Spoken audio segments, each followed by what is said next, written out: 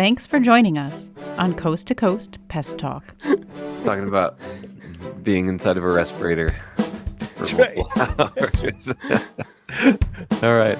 Great. All right, let's do this. What's up, guys? Thanks so much for tuning in to Coast Pest Talk. I'm your host, Gabe with Pest Patrol, joined by your other host, Andy Sinevsky with Primatech Pest Management up in Syracuse, New York. And we're going to be having a fun conversation about a LinkedIn post that I had made. We'll probably dive into some other topics. Couple quick shouts. Make sure and join our Coast to Coast Pest Talk LinkedIn group. We're really trying to create a community of pest control operators and technicians, and just have a good time, share best practices, and generally grow together. So we'll jump in here. Well, and actually, before we dive into that, we got a couple things to talk about before that. So Cully and Foster had us on Pest Posse live. Yes, earlier live this week. Super fun. Yeah, that was awesome. And you can check that out on their app and website and Facebook and LinkedIn, I think. Is that like pestpossetv.com? Yeah, I think it's something like that. Yeah, Pest Posse TV, which is pretty cool. It's always good. I hope that we do the Hollywood Squares version of that same roundtable discussion. I think that would be very cool if we can do a little pest control game show with them. I'll order the buzzers. Yes, we got to get buzzers. We got to get the sound effects, wah, wah, that kind of thing. I think that would be cool. And also, actually, you're looking pretty like you saw some outside work today. What did you do today, man? Yeah, well, unlike in Syracuse, it's not snowing here in Portland. Perfect. So we finally got some sun. I was actually, it probably was actually because I was out up on a roof all day yesterday doing squirrel exclusion. That's probably what it's from. Okay. But yeah, I'm looking rather tan over here. You are. Yeah. And actually, it cracked me up. I think it was last year you were telling me about this. Just reminds me because it makes me think of the beach and stuff being tan. Where did you go for vacation last year? You went to like Iowa or something, or Idaho, Idaho, right? bro. Coeur d'Alene, it's so beautiful. The pictures were great that I saw, but like when you said I went on vacation, and the next thing you said was I went to Idaho, I was like, I'm sitting in a cornfield or sitting in a potato farm. Yeah. Like you vacation in Idaho? There's some really beautiful spots. Driving up there, there's like, the only thing I can think of, it keeps reminding me of like old Western movies and stuff, like the very red earth. Yeah, sure. And like tall, like white pine trees, just really unique kind of geography up there. Oh, wow. Neat. Okay. All right. So back to the matter at hand. Gabe posts a love letter to Orkin. Yes. On his LinkedIn. And I saw that and I had to ask about it. So give us like a little synopsis of what you were saying on there. I think in a nutshell, the thing I was trying to communicate in that was, I think sometimes we, as smaller operators, and I'm speaking largely from just my personal experience, but I think it's fairly common, that as smaller operators, there can be a temptation to pat yourself on the back for things that you have that maybe you're not doing, like my company has a small town feel. It doesn't have a big corporate feel like Orkin. Everything's not cookie cutter like Terminex, and you sort of pat yourself on the back for something that potentially you're not doing, not out of any sort of like moral or ethical standard that you have, but just because like you're literally not a big enough company to even worry about that. Like you have two guys or three guys, you're probably not going to have this. You're just going to feel more like a mom and pop shop. And just recognizing that tendency. And I don't think it's just in our industry. I think we often will you pick the boogeyman and then you kind of point at that instead of dealing with the issues that you have in your business or your life or your whatever. So Okay. That's So that's so that's that's it. interesting. So it's like the you have the 2-person company, 3-person company, and they talk about how they have great company culture. Yeah. And you're like, well, yeah, you do. You'd have Yeah, to, I'm sure. right? Yeah. Like, Yeah. unless you're like brawling with the people Like that you you're the hired. worst boss ever if you don't have good company culture with two people. Half of the team is you. You Right, right.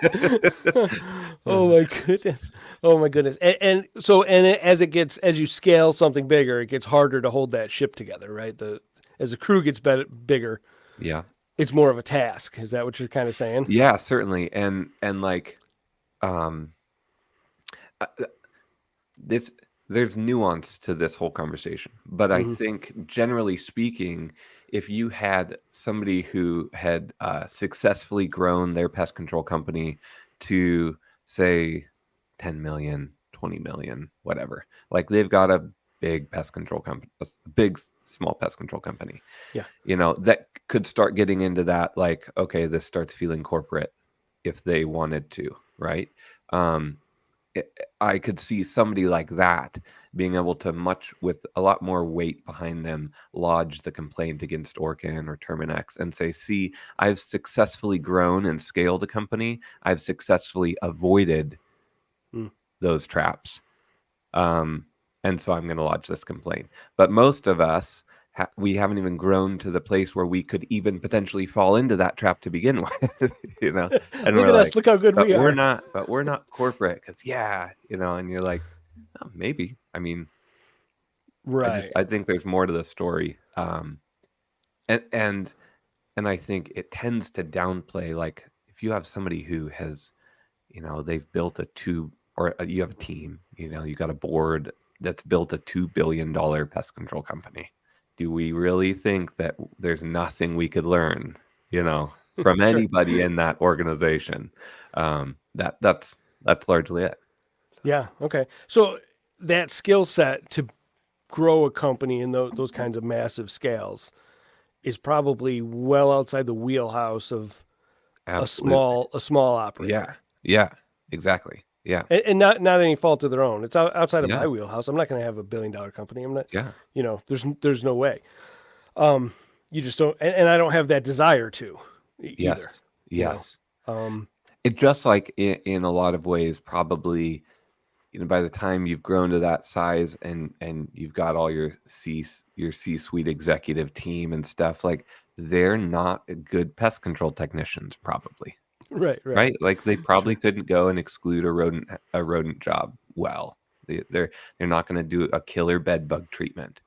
But you could have an owner of a 20-person, 50-person team, that still remembered the days when they were out treating and still had skills, right? So I think there is an interesting balance. That there's Mm. an interplay.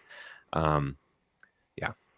Yeah. So now, what I thought of first when I looked at that was, to me, as you go along that spectrum from really tiny 1-man operation all the way up to multi-billion-dollar operation, I think at every step of that progression, there's inflection points where compromises have Yeah. to be decided on, and Yeah. you have to go, okay, I'm going to make this compromise. When you go from one person to two people, you're deciding to make some compromise. Okay, I'm not going to know every single customer and do every single job. I'm going to entrust somebody else to do that, Right. which sounds trivial sometimes. Like to me now it sounds trivial, but to that one when I was that one person, handing it over to one other person was like, oh my God, Yeah. I'm It's going to huge. let them go to Mrs. Smith's house and treat for ants and like make sure you do it right and do, like Yeah. it's a big compromise. And then I think there's those points along the way through that whole process, and you decide to make those compromises if you're going to go to that next level. And I think that as you get into that mega size, you get into those really high, probably that 70 to 100 million and up, Hmm. all the way up range. You're gaining some things when you make those compromises, but you're giving up other things. That's the nature of a compromise. And I Yes. think what you're giving up is some of the culture, some of the personable and connection to your customers and to your employees, you're gaining scale and efficiency. And that's not a trivial thing to gain, because that's one of the things that we can't compete with. Yeah, So that exactly. those efficiencies and scale, like I tell our salesperson, we do only commercial, and our salesperson is specifically targeting companies that aren't looking for one vendor across multiple states, multiple regions, multiple countries, because we cannot compete in that ballpark. Yeah, Now, somebody like a Rent-A-Kill or can do that sort of thing. That's what they're sort of geared for, and bless them. That's perfect for people that need that sort of bare minimum pest control across huge geographies. They're built for it, and that's their ideal. Like, that's perfect. Now you get into the smaller range where you have more of a local company or a regional company with a couple locations, whatever. And now you start getting into our wheelhouse where we go, yeah, you should be with us. Like, we can Yep. dominate this space. We can Yep. really kick butt for those clients. And then if you get really hyper small, there's even littler guys than us that'll kick our butt, that'll do restaurants and do small light commercial things that we would be not as well suited for. So I think there's these compromises that you make, and then these ideal niches that you end up falling into. I think you have problems if you're not matching those. So if you think differently, like if I was going Yeah. after big multinational companies with locations in Africa and South America and the West Coast, and be like, yeah, we could service that. Like, no, you can't. Like, Yes. you have to know what your niche is, and then just stay within that. Yeah, that's 100%. And I think an interesting thing, it just struck me as you were kind of giving that paradigm where you have, one person and becomes two, becomes 10, and all the things you trade. It's interesting. There's I'm sure this is different for different industries and stuff, but like you have different levels where you may have to compromise certain things for certain periods of time, intentionally or unintentionally. And that probably ebbs and flows, I would guess, throughout that whole range of, you may have to compromise some things at 10 employees just because you don't have the right person in the right seat yet. Yeah. And you may actually compromise less things at 27 employees because you're a little bit bigger and are able to have the right people in the right seat or whatever it is. Yeah. But it struck me that one cool thing with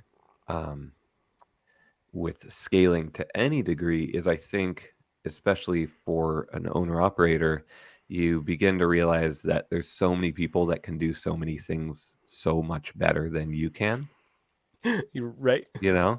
And as you scale, like, you're able to really leverage that. And I mean, I just feel like in every single sphere of business, I'm like, where can I find the person who can do this? Because I'm like barely scraping by with this. And can I afford to hire that person? Yeah, right. It's funny you say that, because I actually had this experience the last year or so where I'm like, I'm not the best at anything at my company anymore. Like, I'm not other than maybe like sort of managing our culture and our direction and organizing what's happening. Like, I just was coming to the realization, I had to tell this to Holly, my wife, here in the office, and I was like, I'm not our best technician. You know that, right? Like, I'm like, don't send me. I'm not in the field. Like, she'll have like an emergency thing and be like, oh, you got to run out there and do something about it. I'm like, well, no, send somebody else that's good at this. Because like, when you stop doing stuff, like, it's like if you retired from a sport and all of a sudden now you were like, I don't know, Major League Baseball player. Now somebody's throwing 90-mile-an-hour fastballs and you haven't hit in like 2 years. You're like, oh my God, I can't do this. Like, it's the same sort of thing. You lose that, but it's a good place to be, to have like the team around you be better at all their positions than you are. And I think you have to let go of a lot. Like, there's an emotional transition to like let go of that ego attachment to being the best at everything. Now, something you said struck a thought in me as well, and I've seen a lot of this where I'll see conversations between people on social media or in person at like industry events or whatever, and they'll get into sort of not arguments but disagreements about this is the best way to do this is the best way to do that, and whatever Mm, the case may be. And I've seen a lot of times where it's not where they're almost both right, and it's a mismatch of one is speaking from a perspective of a solo operator, and mm, another one is 10 employees, and then the other one's managing a branch from a large corporation, and they have three different views on the exact same thing, and they're kind of all right for their space, and they're yeah. arguing like, no, no, no, this is how this has to be, and like, no, you're stupid, it has to be that way. But you're right, like it changes as you go along. What's the right thing to do? Yeah, absolutely. But yeah, it's a good point that you make with this, and we do have a lot of like, oh, the big companies, and yeah, if you use that as a crutch, that's a problem. I like what you said in there about like a lot of people don't have standard operating procedures written down, and they're a make it up as you go every time sort of operation, Yeah. which is okay for a time when you're really really small, but boy, that gets messy in a hurry. And I think it's I would even argue you've got a one man, two man team, three man team. It's probably okay indefinitely. Like I If you're mean, going to stay that way, yeah, yeah, you could probably run $300,000-$400,000 in sales, no operating procedures, small team, small community, whatever, and yeah, like have a good life. Um, but but don't take pride in how not corporate you are. Like you couldn't be corporate. yeah, You know? Like you could put all the standard operating procedures in place in the world and you have three people. Like nobody's going to be like, wow, this is just a mega corporation. Like they're calling in and they're getting Sally Mae on the phone every time and she's got a sweet southern twang and like you are not corporate, you know. yeah. It's the thing that got me thinking about it is totally off topic. Somebody I heard somebody mention like how we'll take characters and they use King David in the Bible, Okay, right? They said we take characters that we could never do what they did.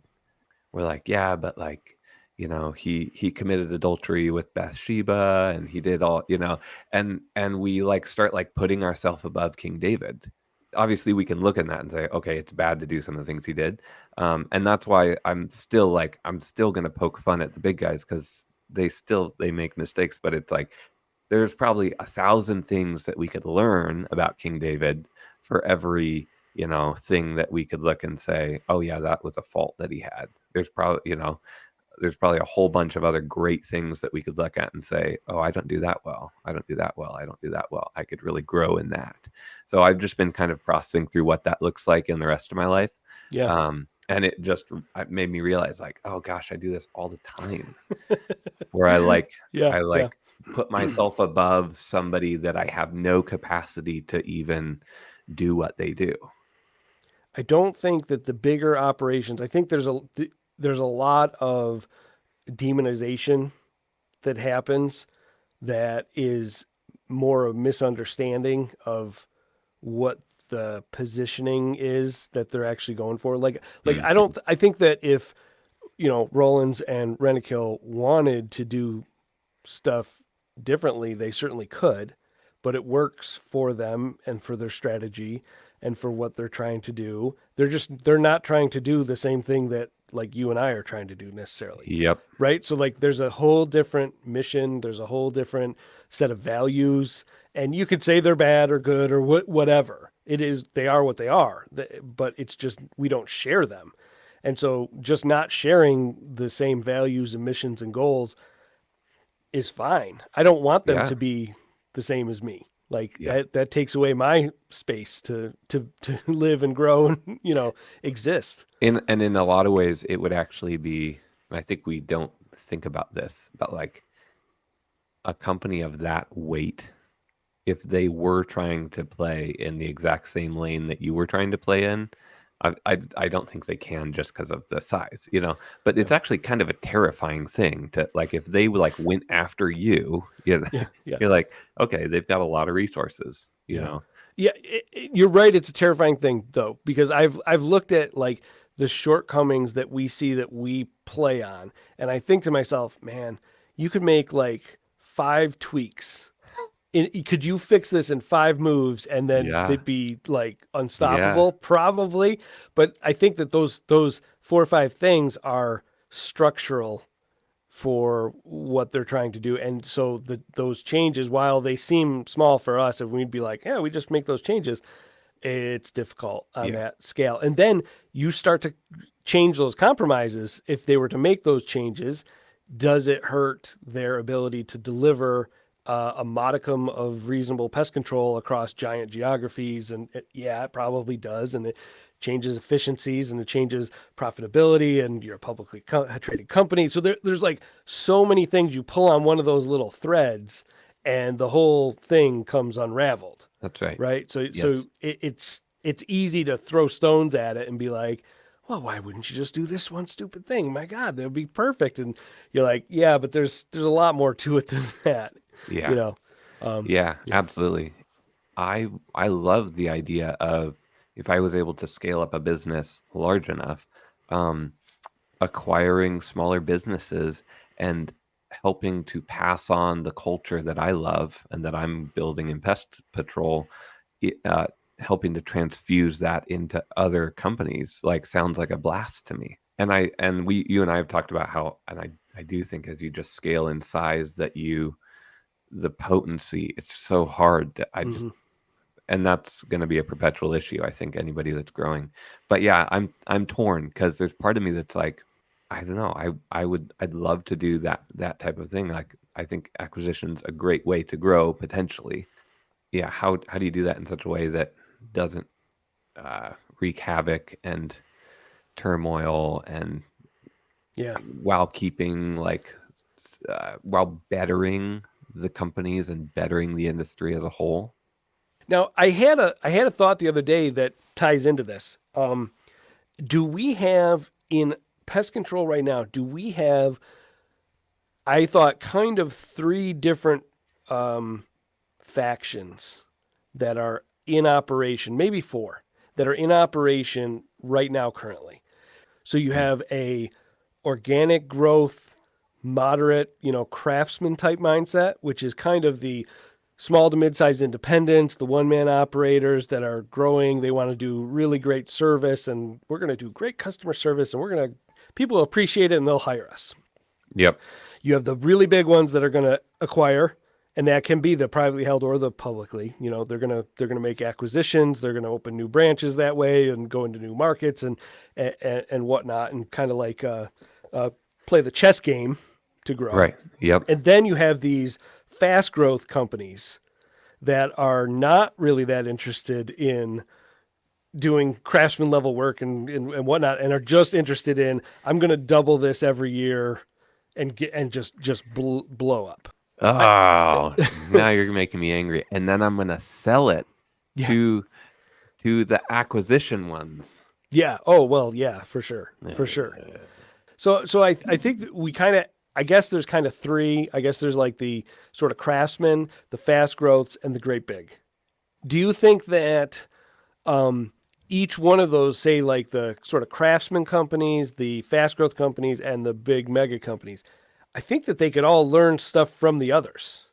Yeah. I think there's probably elements where I look at the fast growth companies, I'm like, oh man, there's some sales and marketing things that they do that I really want to do. You look at the great big ones, I'm like, wow, there's some like compliance and quality control things and standard operating procedure things that I could pull from that. And there's definitely things that I think those 2 groups could pull from small craftsman companies that are like custom designing programs and, kind of, I feel like sort of spearheading a lot of the like hands-on new techniques and whatnot. Yes.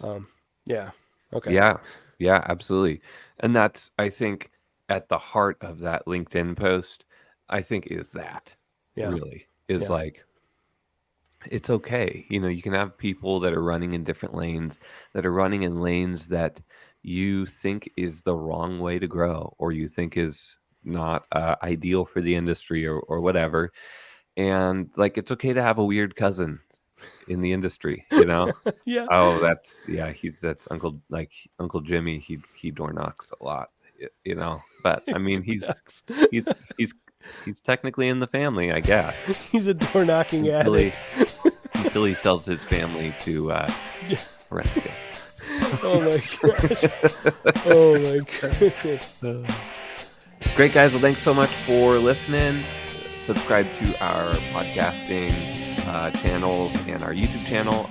Also, like, leave a review on the podcast app, Apple Podcasts or Spotify. Super helpful in just getting these shows out to other pest control operators and technicians. So thanks for listening.